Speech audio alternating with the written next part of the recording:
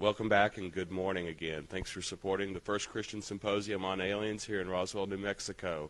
Our next speaker, our first speaker for Saturday, July 4th, is Joe Jordan. We've been affiliated for 10 years together along with Chris Ward. He's been a huge help in my ministry and a good friend in my personal life.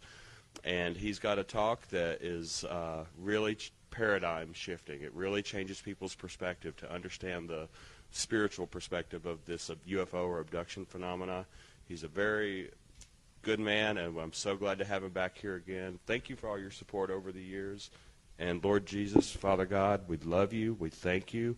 Ask you to be with Joe, bless him, and anoint him. And we just pray for ears that will hear what your Spirit has to say today, Father. Jesus. Good morning, everyone. As you can see, the title of this morning's talk is Unholy Communion, the Spiritual Nature of Abduction Reports. Before we start into this, I must give you a warning. Whenever I share this talk, I share this warning. It's important. The following information may change your preconceived notions of the alien abduction experience. What is alien abduction? This is taken from Wikipedia, okay? The terms alien abduction or the abduction phenomenon describe subjectively real memories of being taken secretly and or against one's will by apparently non-human entities and subjected to complex physical and psychological procedures. What I'm going to share with you today is some of the most powerful evidence in the UFO community about what this experience is about and the entities behind them. We've shared this over the years, and we always get a lot of flack from what I'm about to share. So hang on to your seats. The way that I start with this is I have to take you back to where I started, because this has been a long process of 15 years to get to this point, and I want to share with you how we got here, because it's a sequence of events that you'll see how important all this is once it's all put together. A lot of people ask, how did you even become a UFO investigator? I mean, there's a lot of UFO investigator researchers out there, and it's probably a question some of you have asked. How do these people even get involved in this stuff? For me, it started in 1992. I worked for a major boat company in Florida. I'm from the Kennedy Space Center area, and I had some vacation time during the year in 1992. And I went to visit my brother, who was in the Air Force, stationed up at Elmendorf Air Force Base in Alaska. And I had a week's time off that I could go up there and visit with him. I took my son with me, and my mom went with me. And we went up to visit and have a good time, see the sights. But it's a 10-hour flight out of Orlando, Florida, to go to Alaska. That's a long time on a plane. I needed something to read to keep me occupied. While we were in the airport, I went to the little bookstores they have in the airport, magazines, books, snacks, things like that. I browsed through the magazines. I didn't see anything really that caught my attention. I'm not much into sports and politics and all that. So I went over to the books area, and I'm browsing through the paperbacks that they have. And I came across one particular book, and it caught my eye. And I picked it up and looked at the cover of it. And it looked like a science fiction book. I was an avid science fiction reader when I was a teenager in high school. I actually grew up as an Army brat, and I spent a lot of time overseas growing up in my younger years. We didn't have TV or radio and stuff like that to keep us occupied like you guys got today. So books were a great escapism. And mine was science fiction. I love science fiction. Robert Heinlein, Frederick K. Paul, H.G. Wells, you know, it was great. And as I was looking at this book that I had picked up, it looked like a science fiction book. But when I turned it over and looked at the backside to read the synopsis on what it was about, I was puzzled because here it looked like any other science fiction book I'd picked up, but it was saying that this was a story about an investigation that was done, and it was based with science fact and full of scientific research, and this was their documentation of their investigation. That book was UFO Crash at Roswell. I'd never heard about UFOs before. I might have seen movies of it, but it never connected. It wasn't something that I was concerned with at all in my life. I was hardworking at the boat company for many years already, raising a son. So I was busy with everyday life. UFOs was the farthest thing from my mind. But when I read this book on that vacation trip, I was hooked. I thought, because all the things that I thought were fantasy in my younger years growing up, these people were saying was real. And how could that possibly be? So I had to know more. When I got back from the trip,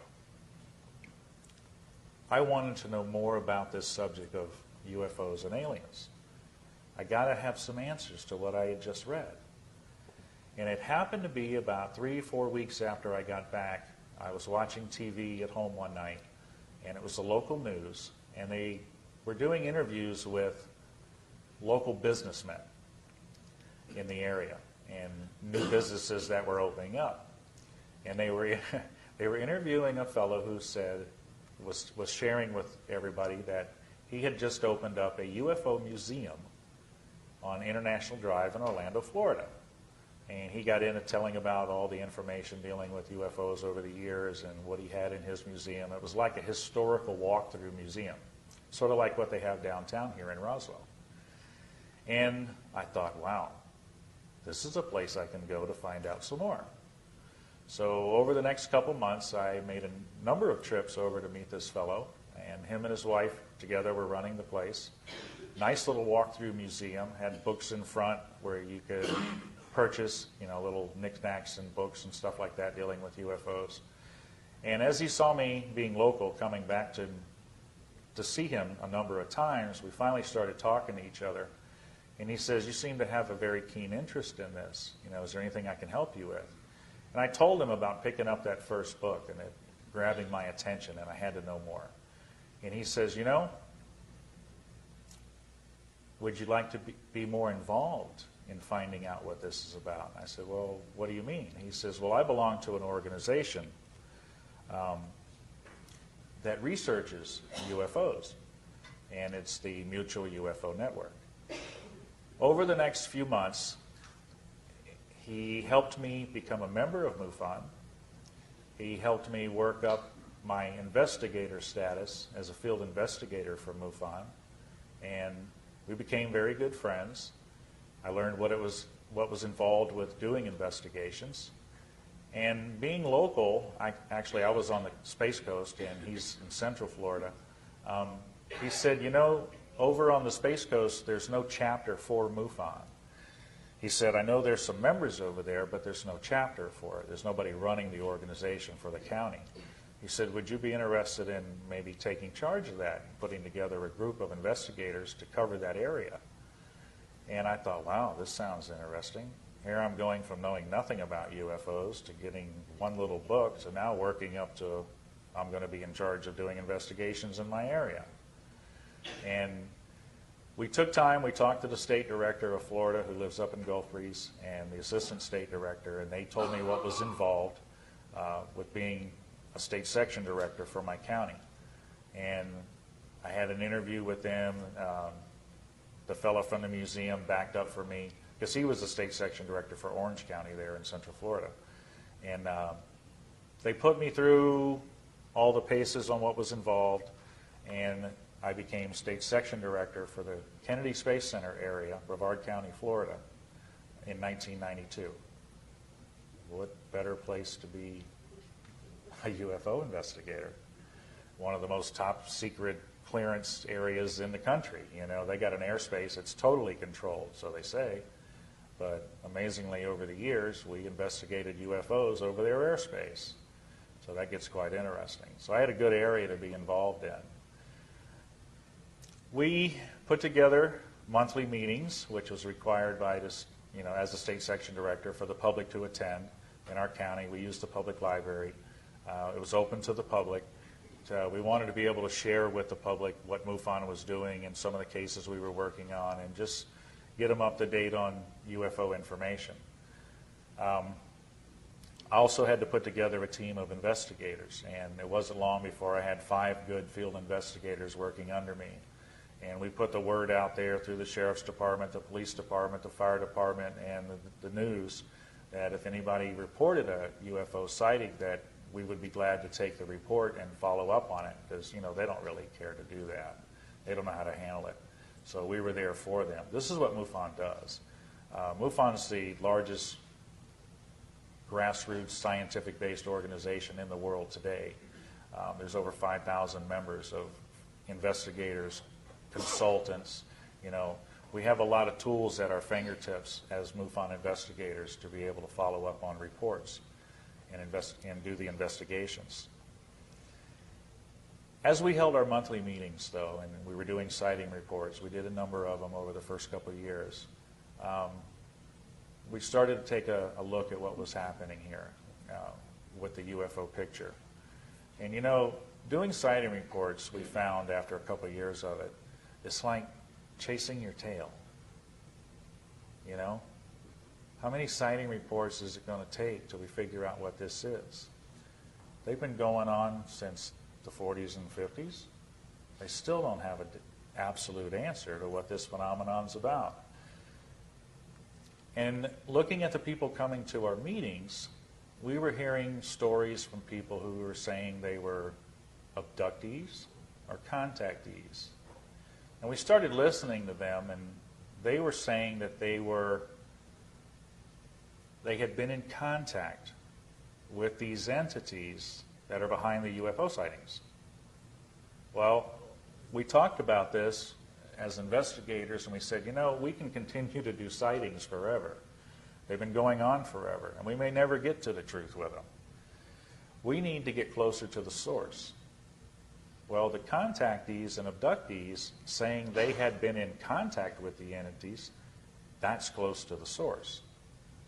So we decided to move our research closer to that source and get into abduction research and try to find out, being closer to the source, what this phenomenon was about. The only problem with that at the time is that MUFON wasn't set up to work with the abduction experiencers. Okay, they're doing scientific-based investigations on UFO sightings. They really didn't have a format to working with the abductions. And we had to kind of separate ourselves to be able to do that. We couldn't do it under the name of MUFON because we had no real guidelines except for what we've been taught as being investigators, to do interviews and research and how to document stuff. So we decided to set up a separate entity organization called CE4 Research. And CE4, Close Encounter of the Fourth Kind. That's what that stands for. You got first kind, second kind, third kind. Of course, you've all seen the movie, The Third Kind. Fourth kind is abductions. So that's what we titled our group. Even from the beginning, the information was always available to MUFON. We never kept it separate. We always offered it if they wanted to see it. But like I said, they weren't really set up at the time to be involved with that.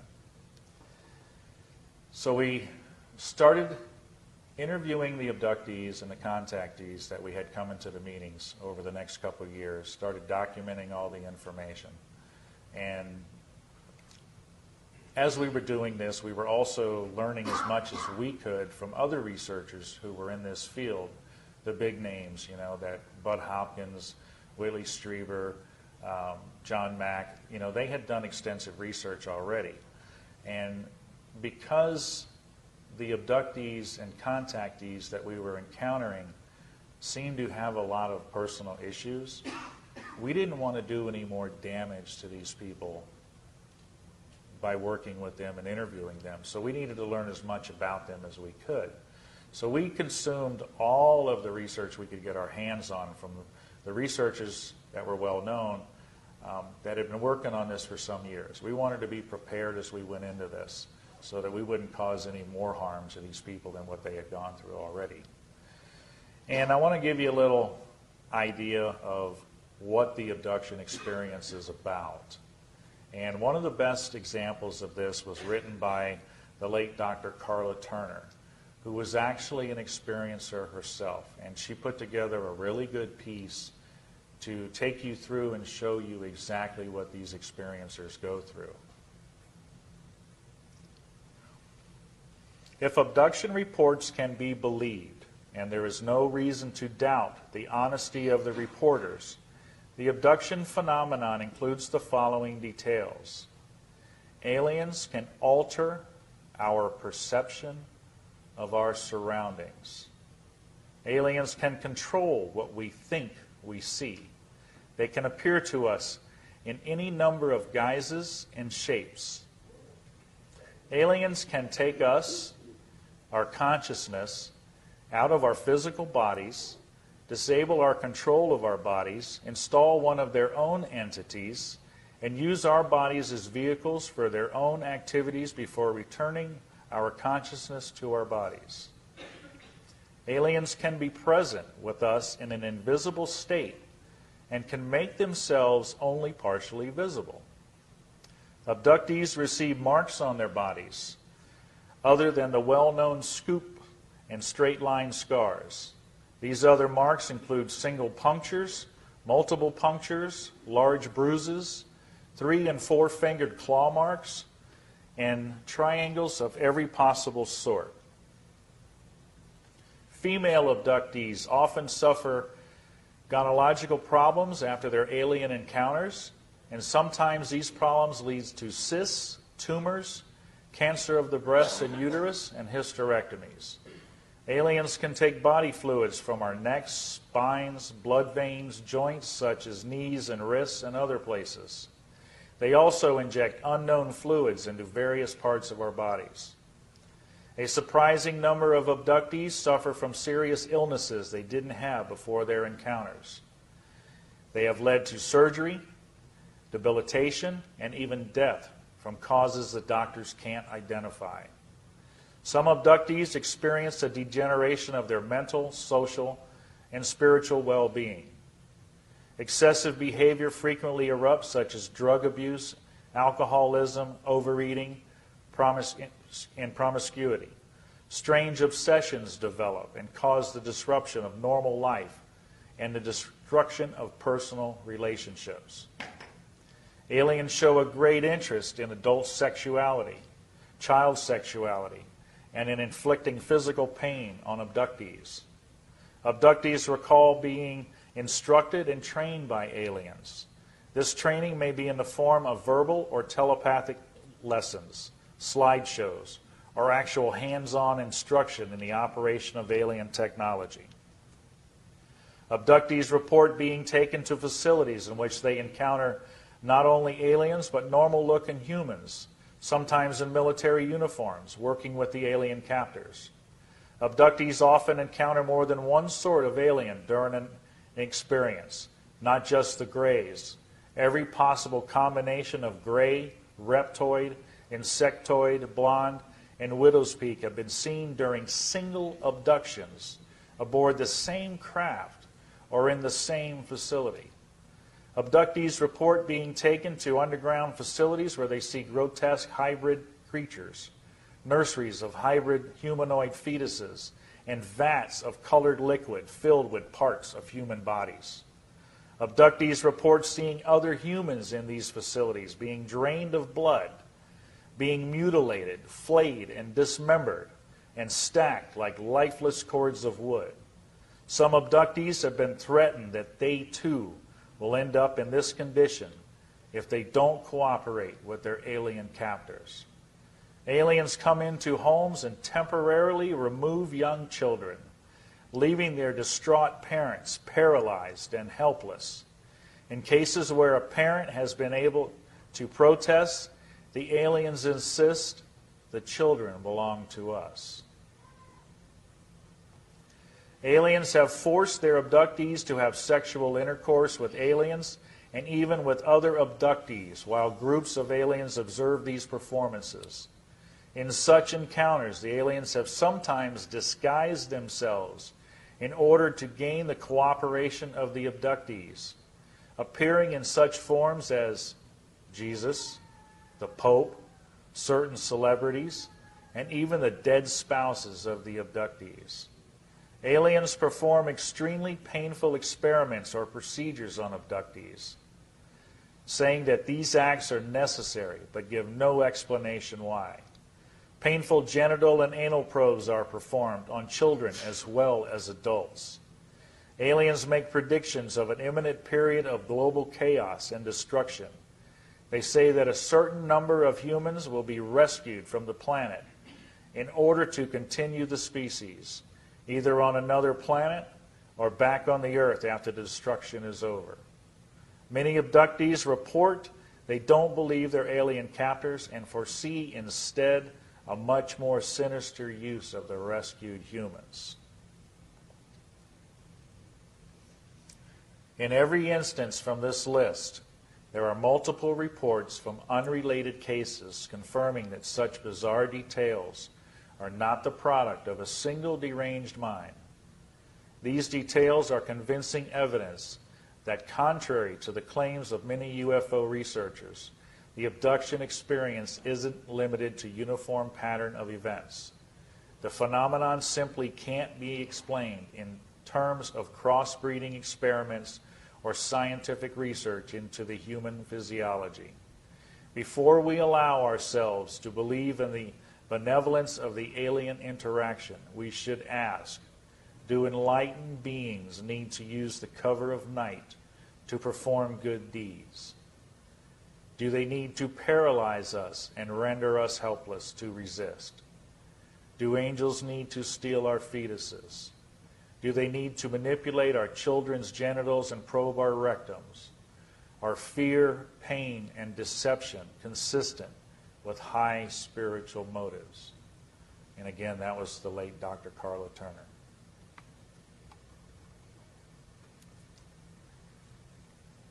Another thing that these people get in their messages through the communication from these entities through the experience, there's a number of these that I touched on. There'll be other speakers coming up talking more about the alien message, but this is a few of them. They say they are the ones who have created us by using DNA. They will guide us in our next evolutionary step. Jesus, Moses, Buddha, Muhammad, and other religious leaders were really them. That the earth is actually a living organism. They teach that the earth will be destroyed if they cannot change mankind. They teach that they are more advanced both technologically and spiritually. They teach that they are corporeal beings and that they reside in other star systems. They teach that they are our benefactors. I have a special video that I'd like to share with you. It's about a family that has gone through this experience. The experiences of examples I just read to you here from Carla Turner. I want you to see the actual people themselves and how it's affected them and their family. It's a short video. It's about 8 minutes, and I'm going to let it play, and then we'll come back and we'll move on. Okay? Ordinary, everyday people that this has happened to. And it can happen to anybody. I didn't want to believe that it happened to me, but it did. Joyce Aarons and her family believe that what happened to them was not an isolated incident. One highly controversial study conducted by the Roper Poll suggests that hundreds of thousands, even millions of Americans, have memories that indicate that they may have been kidnapped by aliens. Abduction researchers believe these abductions happen generation after generation, as this family from West Plains, Missouri can attest. Their story starts one evening in the fall of 1976, in the presumed safety of their home. I remember just lying there, trying to relax. I'd opened my eyes, I seen a red light flowing across the ceiling, which it almost looked like the Aurora Borealis. Dan and Joyce Ahrens say the room was dark except for the unusual light, which they describe as about 4 or 5 feet in diameter. They say it hovered over the baby's crib at the foot of their bed where their 1-year-old daughter Heather slept. Dan says that when he tried to get up, he found himself immobilized. That was the most frightening feeling I guess I've ever had my whole life, is not being able to move. I was screaming for him to help me because I couldn't move. And I didn't know that he was paralyzed too.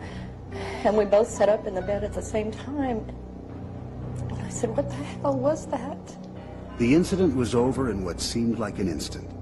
The baby was standing up in her crib looking dazed but unharmed. Dan and Joyce thought they had just shared a scary dream. That is until 1992, 16 years later. Dan, a computer technician, was working at his keyboard when suddenly he was seized by panic. I immediately thought I was having a heart attack because I started sweating real bad. My ears were ringing. It was a real tight feeling in my head. Dan was rushed to the emergency room where doctors ran tests and ordered x-rays. When the results were in, they concluded that Dan had suffered an anxiety attack and sent him home, but the symptoms persisted. To see him like that was devastating. He couldn't leave the house. He was so scared. After 6 weeks of constant fear, Dan sat down in front of the TV trying to relax. He turned on a movie that happened to be about alien abductions. Dan experienced a sudden revelation. There was one part in that movie that this little creature or whatever was kind of peeking out from around the door, and it was in the dark and the shadows, you know, and everything. And I immediately my heart started racing, and I just kind of completely went out of it again. Dan wondered, was his anxiety somehow related to the subject of the movie? He later chanced upon another television show about alien abductions and watched an interview with therapist John Carpenter, the National Director of Abduction Research for the Mutual UFO Network. Dan immediately contacted Carpenter for help. He suffered from a panic disorder at that point in time, and he had flashbacks and nightmarish images of these beings, but didn't understand what was going on and needed some relief. Dan agreed to an on-camera hypnosis session with Carpenter, during which he revisited that memorable night in 1976, the night he saw the red light over the baby's crib. This time, under hypnosis, he remembers more. He recalls cowering in the corner of his bed as he watched alien beings take his daughter Heather from her crib. He went to the crib. He went to the crib. Picked her up. Uh-huh. I can't move. You can't move. You don't have any control over what's happening. No.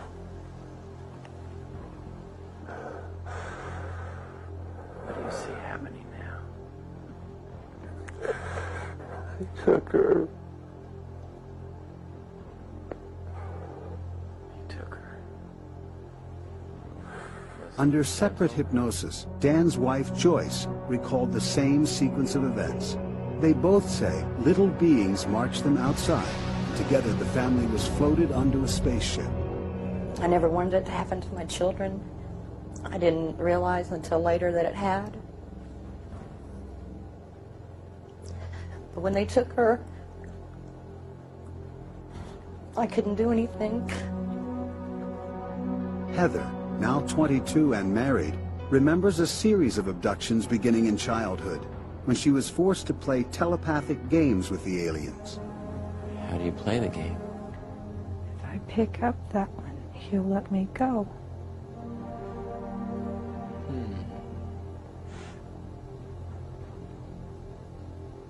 What are you feeling?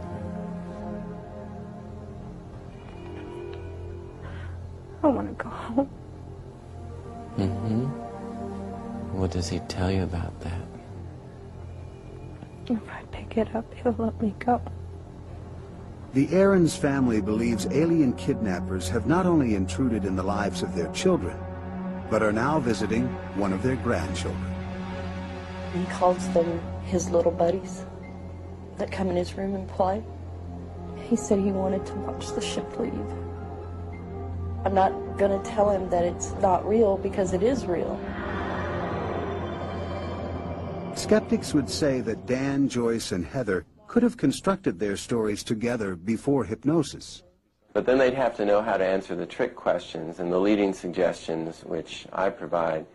Plus, there are many details they wouldn't know about that we would be looking for as markers for truthfulness and reliability with other abduction data. Researchers also believe abductees are sincere because of another consistently reported feature of abduction accounts: the insertion of alien implants. I turned my head to the right, and this taller being came over. And he kept telling me that it would be okay, that they wouldn't hurt me.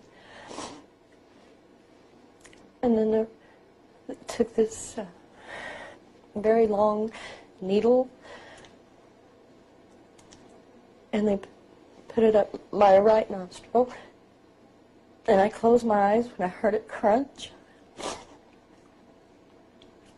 And then I became very calm.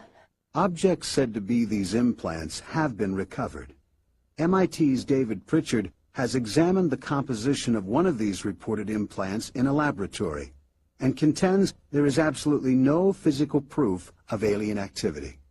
If we don't find physical evidence, and we haven't, then we have to lump this in the category of fairies, elves, near-death experiences people report, or we're going to be back to the days of the medicine men running our society. With the help of hypnosis, Dan's anxiety subsided and he returned to work. But what once seemed out of this world has now become a part of his life. If this is some sort of mental thing that's happening to people, then why aren't they out, why aren't the scientists or the doctors or whatever trying to find a cure? Quite impressive video there, huh? This video, some of you might have seen it. It's aired over the years. It's from A&E. Actually, I've seen it every single year for about the past 6-7 years since I started looking at some of these videos. You see a lot of the similarities from what Dr. Carla Turner talked about right there on that video with this family that they had gone through. You see that this is not a very enjoyable experience for them. You see a lot of things, key things going on here. You see that it also is generational. There's a lot of issues just in that one little 8-minute piece that you can see that covers a lot of the aspects of what the abduction experiencers go through. As we were working with the abduction research, most of them were coming in through our monthly meetings. We had 4 or 5 there that were local, that we were working with, that we were able to work with. But something unusual was also happening in these monthly meetings. Remember, they're MUFON meetings that we had set up, open to the public. And one thing that MUFON had warned me about from the beginning is when you open up a meeting to the public that's about UFOs, you're going to get all sorts of people at these meetings. And it might not all be scientific based. I had no idea what they're talking about until I opened the meetings up. I had people coming in there with all sorts of things to talk about and share, which we opened it up to explore. I mean, they were just things I had absolutely never heard of. A lot of it was things dealing with metaphysics. And I had no clue what metaphysics were about. And we opened up to look at what these people were talking about. A lot of it was what you call metaphysics and New Age teachings. We had to look at them as researchers because they're still part of that UFO puzzle in some way. Okay? if you're going to look for the answer to this UFO picture and what is the picture, you got to bring all those pieces to the puzzle to the table to get the final picture. Okay? You can't leave pieces out. Now, MUFON might not have been prepared to deal with those pieces, but it doesn't mean they should be excluded. Okay, so as an objective researcher and an open-minded researcher at the time, I said, let's look at all of it. So we started looking at these ideas that the people that were coming to the meetings had dealing with the New Age and the metaphysics. There seemed to be a spiritual connection there to the UFO phenomenon. And if you're only looking at it from a scientific point of view, you don't catch that. You have to step back and look at it a lot bigger. And that's what we were doing while we were working with the abduction experiencers. As a matter of fact, a lot of the abduction experiencers, on their quest looking for answers through their life, were brought into the study of New Age and metaphysics teachings. We kept seeing that over and over and over. It didn't seem like the Christian church was set up at the time to give them any help or answers. So they would go elsewhere looking for these answers. And they were finding that connection between the New Age and metaphysics and the UFO realm. As we were exploring it, I was attracted to it. When I first came into the whole thing with UFOs and becoming a MUFON member, I had no spiritual background at all. I was pretty much what you call an agnostic, which I felt was good because it kept me with no base to be able to distort my views. So my whole beginning into all of this with the work with MUFON and sighting investigations, I was absolutely had a clean slate, no belief system that was affecting it. I could look at this scientifically. As I opened up to looking at the New Age and metaphysical side of it, and as I became attracted to that, and I saw that there was something there that it's like I had this hole, and they had this thing that could fill that hole. You ever had that hole, you know that something's missing in your life? Well, here they had this something that they were offering. And it was a form of spirituality, and it was connected to what I was studying. So over the next couple of years, I went on that quest of enlightenment that these people go through and continue on in their life. I studied everything I could get my hands on dealing with metaphysics and the New Age beliefs. To the point to where I was a practitioner, where I was sharing with people and trying to bring them in. And it was interesting because there were a lot of poor Christians out there that I was converting to the New Age. Why was I able to do that? Because they really didn't know what they believed. And it didn't take too much to get them questioning what they thought they believed in. This went on for about 4 years. We're still working with the abductions and my study into the metaphysics. And in 1996, I had a female investigator working with me because, as you see, a lot of the abductions are with females. And it's hard to talk one-on-one with the females because, with a man, because some of it gets very personal. So I was very lucky to have, at the time, a girlfriend that would come on board and work with me and actually work with the female abduction experiencers. And then we'd compile notes and we'd be able to work like that.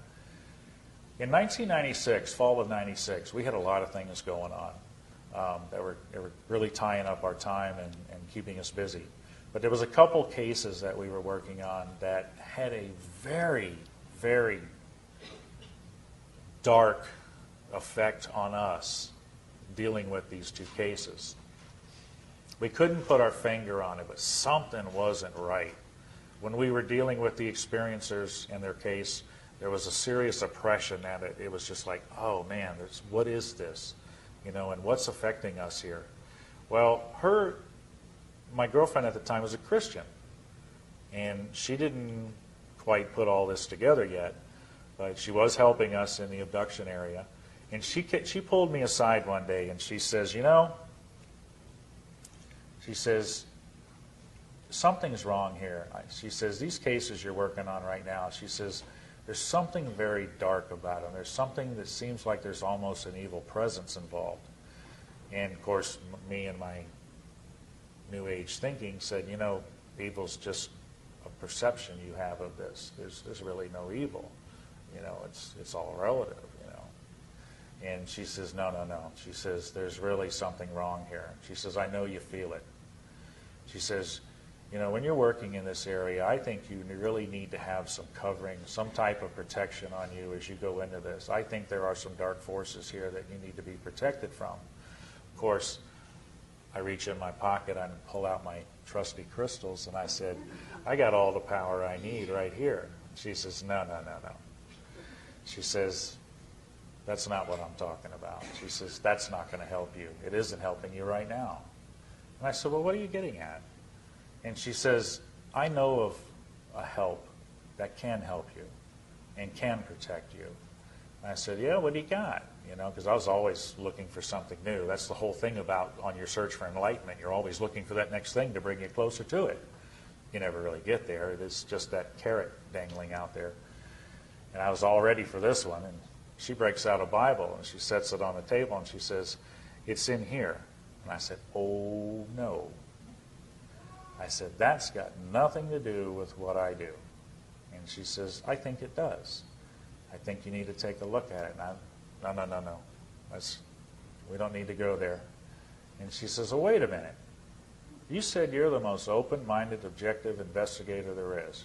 You tell people that. I said, I am. She says, then you'll take a look at this? I said, guess what? I just been had. So we sat down, and I said, show me what you got. You don't want to piss off the girlfriend. And I gave her time. And something miraculously happened. For the first time, I grew up in the church, left it as a teenager, got disgruntled because of the world, and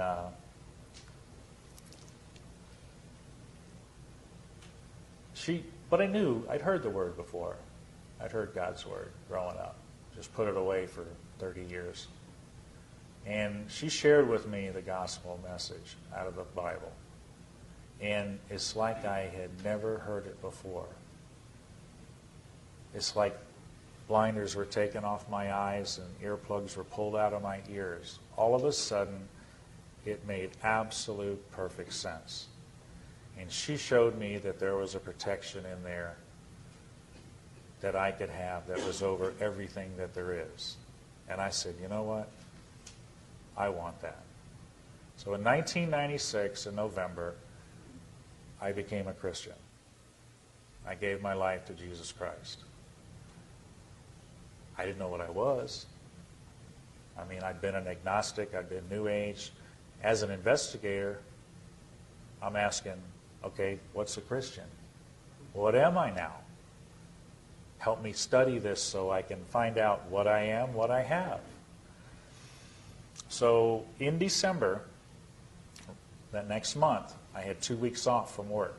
We shut down the plant in the middle of December for 2 weeks, 1 week in the summer. And one of my other investigators, who was a Christian also, one of my founders of CE4, my partner Wes Clark at the time, he says, you know, I got a friend that's got this really powerful video Bible study course. He says, I think we can get him to sit down with us and we can view it. It'll probably take the whole 2 weeks doing a video a night. So in December, we set it up to go to this fellow's house, play these videos. And one night by one night, we were going through it and learning Bible study. This was an absolutely intense course. I mean, I was getting more information in those 2 weeks sitting through a video a night than I could get in 50 years of sitting in Sunday school. So this is what I needed as an investigator. I wanted to know now, and I wanted to know as much as possible. So it was a great course that we went through. One night, we were sitting there in this fellow's house listening to this guy doing the talk on the video, and something happened. We're all comfortable, and then he starts bringing up the topic of that he's going to say for that night, and it happened to be something called spiritual warfare. I went, whoa, what is spiritual warfare? That sounds cool. That's a really neat thing to talk about. Let's hear more about it. Never heard of that term before. Well, as he gets into it, he brings up this verse out of Ephesians. For we wrestle not, hear that word? Against flesh and blood, but against principalities, against powers, against the rulers of the darkness of this world, against spiritual wickedness in high places. And there's another translation. That's from King James Version. There's another translation at the bottom. For our struggle is not against human opponents, but against rulers, authorities, cosmic powers in the darkness around us, and evil spiritual forces in the heavenly realm. Okay? As soon as I heard this man say this scripture, I had a vision. Sitting there on a couch in this fellow's house, watching a video, as soon as I heard this, I had a vision right in front of my face. You know, I'd heard about visions and people getting things like that when I was in the New Age. I talked to many people that had had vision experiences, prophetic experiences. Never had one myself. Always wanted to. But it wasn't until I became a Christian that I had one. And it was during this reading of the scripture. What did I see? I saw the alien gray right in front of my face. And in the instant, it morphed to the most horrific thing I had ever seen. In that moment, I knew that what we were dealing with was not what it appeared to be. I said, stop that video. You guys, I've just seen something I've got to share with you. And when I shared that with them, I said, you know, I don't want to do this UFO stuff anymore. I said, this is not where we need to be dealing with. I said, I'm going to stop this. And my partner Wes was there with me, and he says, you know what, I agree with you. As a Christian I've been for many years, I don't know how I missed this. So we agreed to put everything aside and move on becoming Christians and doing Bible study. About a month went by, and I get this, like, excuse me, I need your attention here. I didn't know where this was coming from. And being a new Christian, I didn't know how God talked to you. But he was trying to get my attention. And what I was getting was, you're not done yet. And I said, well, yes, I am. I said, I see what this is. I don't want any more part of it. He says, you're not done yet. I said, all right. What do you want me to do here? He says, I want you to take this back out, what you've learned, back out to where you came from. And I said, if this is God, I can't do that. I said, I can't take this Word of God back to the New Age, the metaphysical realm, the non-believers, because they don't believe the Word of God. I said, you got to give me something better than that. Well, nobody told me you don't talk to God like that. So I thought, okay, that'll hold him off. A couple of weeks went by, and I get, excuse me. I'm going, okay, you already got what you need. And I thought, I already have what I need? So I told my partner, Wes, what I was getting here. And he says, well, let's go back and look at what we have. We came across a particular video we had done 6 months before we came to the truth. We had videoed this person in his home. We had sat there right in front of him, listening to him, watched him, never heard a word he said. The video caught it, though. It's interesting. Went back and played this particular video, and this is what we found. What follows is the case of Bill D's experience that took place in Christmas, Florida in 1976. His abduction started out typically late at night in bed. Earlier in the evening, he saw some anomalous lights through the living room window over a forest north of his house. He assumed it was a police helicopter searching for drug runners or something. Whatever it was, it agitated his dogs for several hours thereafter. He eventually went to bed. He was lying in bed, kept wide awake by the barking dogs when paralysis set in. He was unable to cry out. He could see nothing but a whitish gray, like a mist or a fog, although he sensed someone or something was in his room. His wife didn't awaken. The next thing he knew, he was being levitated above his bed. He then had the sensation he was being suspended by what felt like a pole inserted into his rectum. By this time, he was alive with terror, but couldn't scream. Here's where the story becomes very interesting. The following is an excerpt taken directly from a transcript of Mr. D's interview. I thought I was having a satanic experience, that the devil had gotten a hold of me and had shoved a pole up my rectum and was holding me up in the air. So helpless, I couldn't do anything. I said, Jesus, Jesus, help me, or Jesus, Jesus, Jesus. When I did, there was a feeling or a sound or something that either my words that I had thought or the words that I had tried to say or whatever had hurt whatever was holding me up in the air on this pole. And I felt like it was withdrawn and I fell. I hit the bed because it was like I was thrown back in the bed. I really can't tell, but when I did, my wife woke up and asked why I was jumping on the bed. Typical type of experience. I hear this many times, same scenarios.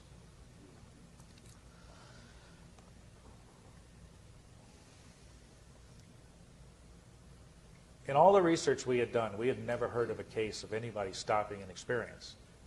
All the researchers, the top researchers, were saying that this could not be done. You couldn't stop an abduction experience. They had no record of it. So here I am with a case where a guy says he called out in the name of Jesus and stopped an experience. Was this one case unusual? But I knew I had something powerful. When God showed me to go back and look at this video, I knew this was something unique. And if I could confirm that it wasn't just unique in that one case, then this could be absolutely huge in the UFO community. I contacted these top researchers in the country. I said, guys, I've got a case here. I don't know what to make of it. I shared them the case. Each time I did, they asked, can we go off the record? And I said, sure. I can't tell you their names, but I can tell you what they said. Each one of them said, yes, sir, we've come across cases like this ourselves, where they've been able to stop it using prayer or Jesus' name. I said, excuse me, how come we have never seen this documented? You're telling us otherwise, that it can't be done, it can't be stopped. First answer they usually gave us, we didn't know what to make of it. I would have been fine with that. The second answer is what puzzled me and got me kind of angry. Because it was that one that I want you to hear for sure. They said we couldn't go there because it might affect our credibility in the realm. Do I hear cover-up? Did I mention government? No, I didn't. What I'm telling you is there's a cover-up about this information, and has been, by the top researchers that you people rely on to hear the truth from. I said to them, you know, guys, I got nothing to lose. I work for a living. I don't write books. I don't do all this stuff that you do.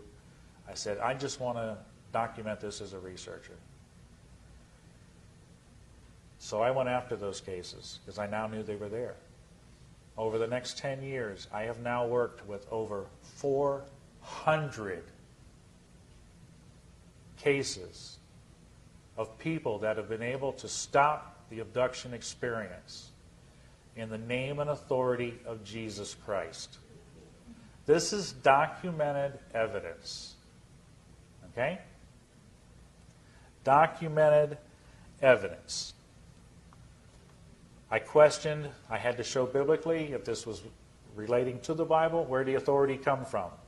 Back to Ephesians. At the end of Ephesians, in that chapter, talking about spiritual warfare, after putting on the whole armor of God, which is defense, protection, these people were showing that there was an offensive move. An offensive move. You can be in defense with protection, but to defeat the enemy, these entities, you have to do something offensive. Ephesians 6:19, and for me, that utterance may be given unto me, that I may open my mouth boldly. That's what these people have done in the presence of these entities, to make known the mystery of the gospel. What's that mystery? This is where the authority comes, that they're able to stop these entities, because it's Christ in you. That power was passed down from God to the Son, Father to the Son, over everything above the earth, on the earth, or below the earth. When you become a Christian, give yourself to Jesus Christ as your Lord and Savior, the indwelling of the Holy Spirit passes that authority on to you. Talk about high technology from planets from who knows where. I don't think this is what we're dealing with. And all this supposed high technology that they seem to have, guess what? It takes only one name to put them in their place. We are dealing with a huge, probably the most important deception on humanity. These are entities masquerading as high technological aliens, but they can be defeated by one name. I have case upon case upon case upon case that can prove that. Different causes for the experience, they're still questioning this. Researchers don't know where this comes from. Where does the experience come from? We found answers to this working with these testimonies. First one, you asked for it. Think people ask for this? Excuse me, we stand at the tables at these conventions and share our information with people. I've had people come right up to me and say, I'd sure like to experience that. Be careful what you ask for. Some people unknowingly open a door to the experience by being involved in New Age or occult activities. When you engage in the unknown things outside of God, the Creator and His Word, you make yourself vulnerable to these entities. We have found this reason to be most often the root cause. And then there are also people that fall into the generational cycle. You saw the generational cycle working right there with Joyce and her family. This can continue through generations. These are the things we found. My website, ce4research.com, I've got over 75 of the testimonies up on there as evidence for you, free to go see and read what these people have been through. Read that they have been set free by the name and authority of Jesus Christ from this experience. You seeing a spiritual connection here? Absolutely. I've even have audio testimonies that we're posting up there now. You can hear them do it in their own voice. Not just a written testimony. I've had researchers say, you printed that up and stuck it up there. No. They're furious about having this information out there, the rest of the UFO community. They are absolutely furious. You saw my little poster out on the table, Most Hated Man in Ufology. Last year, I was a director for the city of the UFO conference, 2008, for Roswell. I invited some of the top researchers in the country, in the world actually, to come here and talk and give their information. But I also got to talk on the last day. And when I shared this information, they were absolutely furious. And they have been furious ever since. There's blogs upon blogs going out there. I am now the most hated man in ufology. Okay? Because I dared share something that they couldn't. Those people that I talked to before, those researchers, they've never come against me. The ones that I didn't talk to, oh boy. You should hear the things they say. Moving on. This is an example of how we take people through and help them. This is our counseling side of it. The 8 R's. This will be on the video for you guys to see. I'm not going to take too much time and go through them, but we take them through, we help them recognize what they're doing, we help them take responsibility for what they're now recognizing, what they've been involved with, repenting to God for being involved with it, renouncing it, getting rid of everything, or making it your enemy, removing it, resisting it if it tries to come back, because you're going to piss these entities off and they're going to try to harass you for a while, okay? Which does happen. Rejoice, give God thanks for setting you free, and the completion of helping someone become free of all of this is restore. Help someone else get free. And that's where the testimonies come in. Post these testimonies, you're helping somebody else. I'm getting emails after emails after emails of new ones coming in all the time. How many cases does it take for the world to see that what I'm sharing with you today is real? How many cases? They're going to continue to come in. I'm going to continue to share this. We've been looking for an ET message for years and years and years. Guess what? The world seems to have missed the one most important ET message we've had for 2,000 years. This enemy that we're dealing with today, masquerading as angels, does not want you to have this message. They're doing everything they can to deceive us from having this message. For God so loved the world, he gave his only begotten Son, that whosoever believeth in him should not perish, but have everlasting life. This is the extraterrestrial message that's been missed. This is the one they don't want you to see. They're replacing it with their own. And it's a lie. You got questions? Go straight to the source. Don't talk to these entities. This scripture right here says you got questions that you don't know the answers to. You got a direct connection to the creator of the universe. Call unto me, God himself. I will answer thee and show thee great and mighty things which thou knowest not. But yet there's people who are channelers that are dealing with entities that have no name, or they can't even verify who they are. They open themselves up to, you don't open a door to people you don't know who they are. You question them first. It's not happening in that realm, the New Age metaphysical realm. You have a direct connection to God himself. Okay? You know what? I can sit up here and talk to you guys and say, trust me. What I'm telling you is the truth. Do any of you really know me? Nope. So, what I'm going to say, do not trust me. Do not take my word for this, because you can trust no man. Do not trust me. I want you to trust the evidence. Okay? The real evidence. Where's the evidence? On that website? The testimonies that are there? Can I do you one better? Would you like to see the evidence right now? Joyce Aarons. You hear that name before?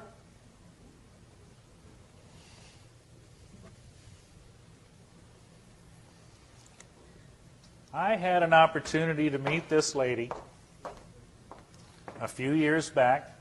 She had left her family. This is Joyce from the video. She left her family. She could no longer be part of all of that. But she was still searching for answers. She ended up in Florida, in my neighborhood. Imagine that. She interrupts my favorite TV show, happened to be the last episode of X-Files. I was pissed. Calls me on the phone. I'm going, I got to take this. So luckily I had the recorder on. Watch it later. And she wants to tell me all. She saw my name in the paper that day because they had an article that they did because I was MUFON and it was about the last show of X-Files. So she saw my name, called me on the phone, says, I want to talk to you. I'm an abduction experiencer, blah, blah, blah. She was all excited about being an experiencer. Well, after about 45 minutes of talking to her, I was catching in her voice, you know, she ain't real happy. So I set up to meet with her. I said, I'd like to talk some more with you.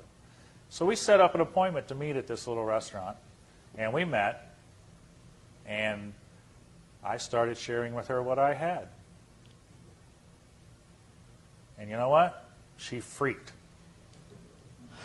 I got to go. And away she went, out the door. I thought, well, that's that. I won't see Joyce again.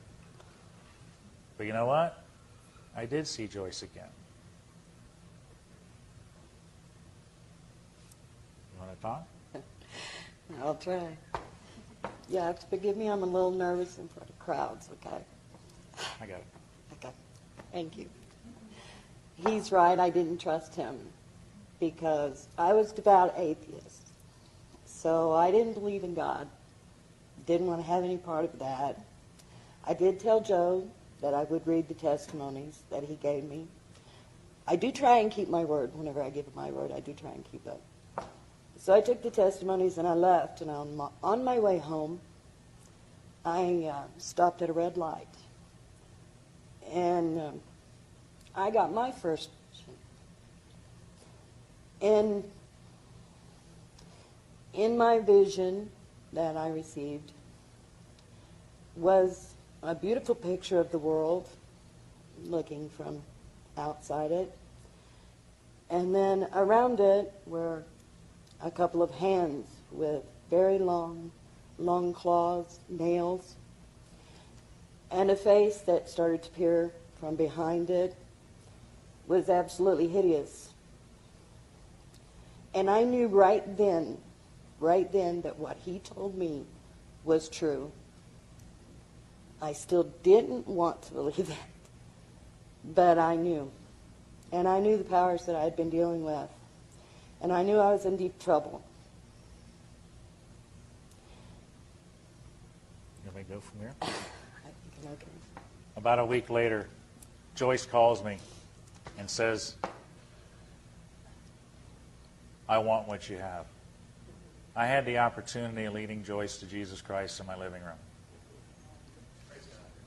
I got her located with my church and my fellowship.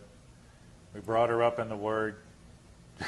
She's become a very powerful warrior. Years and years this video has been running. Every year it runs, sometimes a couple a year. But you know what? They don't show the end of the story.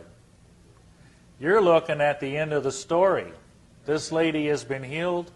No more experiences. She's back with her family, working with them.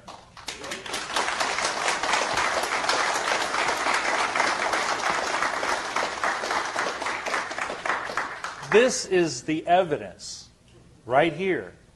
Last year when I did this conference down here at the Pearson, I brought the living evidence up on that stage. Not one researcher would talk to these people because they knew if they did, they'd have to deal with it. Instead, they come after and attack us as being Christians. I haven't said anything about preaching Christianity. I'm here to show you evidence that I have come across, and you need to look at the evidence. If it leads you to dealing with Christianity, so be it. But that's not what I'm here for. I'm here to show you the most powerful evidence in the UFO realm for the entities we are working with. And it's an unwanted piece of that puzzle. Absolutely unwanted. You know what? I brought you one piece of the evidence. How about some more? Guy Malone. Guy's living testimony. He put his book on the internet where you can read it, called Come Sail Away. Living testimony to the name and authority of Jesus Christ over these alien entities. Nicole, Guy's wife, she has dealt with these entities. She has overcome them through the name and authority of Jesus Christ. Jackie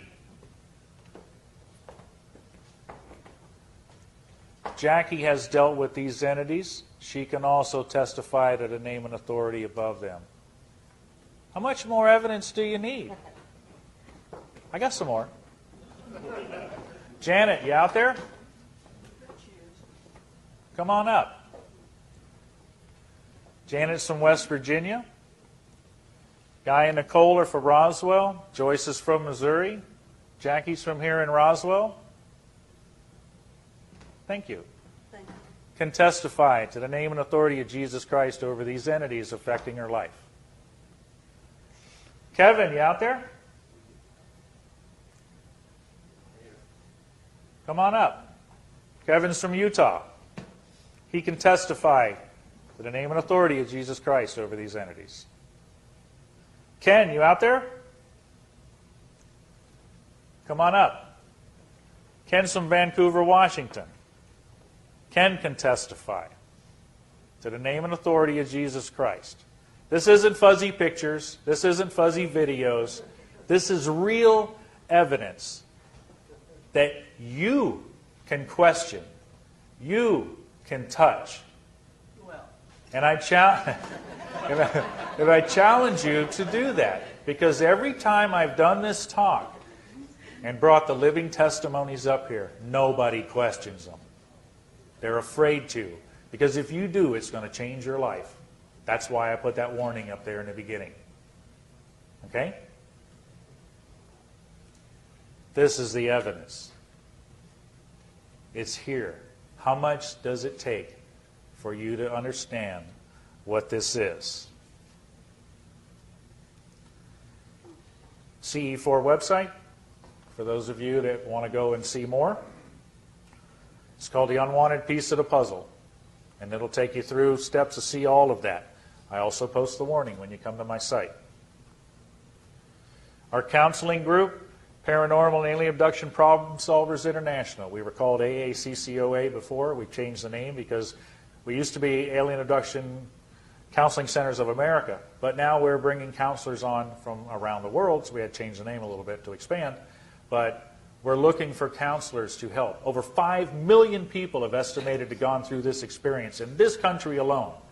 I can't help them all. I need help. We need counselors to help these people. Okay? This is a mission field with millions that need to be helped. We need you in the church to come on and recognize these people are hurting and give them a place of comfort and covering so that they can be helped through this experience. V2, you might have seen these stickers around. V2 is out of Washington State. They've been around longer than we have in this ministry. That sticker, they gave us the opportunity to use that sticker for alien resistance, and we've used it for years. It's part of helping get the word out. Okay? I've got a book in the work with Dave Ruffino, who I shared the talk with last year, Unholy Communion, the Unwanted Piece of the Puzzle, down at the Pearson here in Roswell. He's a partner that's working with me on the book. The book is soon to come out. This picture here, it's taken as a off the no alien symbol, but it also tells you these are the entities from the same garden, the same lie from the beginning. They're still telling that same old lie. They're just in a different guise. You know, I hope you've seen something that will make you really question what's going on here. You know, there's two sides to a coin. You've been seeing one side for years. Guess what? You just had the opportunity to see what's on the back side of that coin. Now you can make an honest decision on what this phenomenon is about. You can't if you only see one side. You've just had the opportunity to see both sides. And I hope now you'll understand more about what this is about. The evidence, the most powerful evidence in the UFO community is right here in front of you. Question these people. Let them prove to you that this is real. In closing, I'd like to say, Joyce has got one more thing to say. It's really hard for me to watch that video, but I'm very glad it plays, because I had a woman call me a couple years ago because she saw that video. She looked my name up and called me, and I have talked with her. She is one of God's warriors now. It's awesome. So as long as that plays, I know that it's actually going to help someone, even though I can't stand to watch it myself. I know that it has the power. He's doing it. He'll bring them. I know it. So I guess in a way I'm really glad that's still playing. Before I close with the final words, if you are out there right now dealing with this experience and you're still searching for the answer, I hope you have that answer now. At least you've been able to make a decision, an honest decision, by seeing both sides. We're offering that opportunity right now for you to be set free. We have some of the most powerful counselors in this field right here today. Do not leave this city. Do not leave this building without being set free from this experience. You walk away from here, you're still in the power of the enemy. You can be set free right now. Don't walk away from here in bondage by these entities. You have what it takes to be set free right now. And we offer you that. Please see us when we're done with this talk. We have counselors that we can talk to you. This could be the most memorable souvenir you could ever take away from Roswell, to be finally set free from the hold of these entities. In final closing, Baruch atah Adonai Eloheinu melech haolam. Blessed are you, Lord God, King and ruler of the universe. And I thank you all.